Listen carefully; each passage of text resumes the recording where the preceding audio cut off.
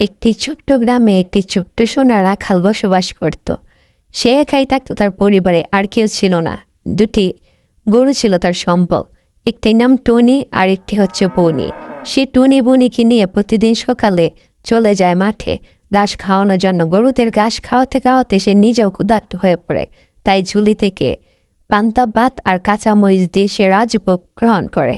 এটাই তার কাছে রাজভোগ। খাওয়া দাওয়া শেষে সে প্রকৃতির উদ্দেশ্যে বাঁশি বাজায় এবং গরুরা সে বাঁশি শব্দ শুনে খেতে শুরু করে।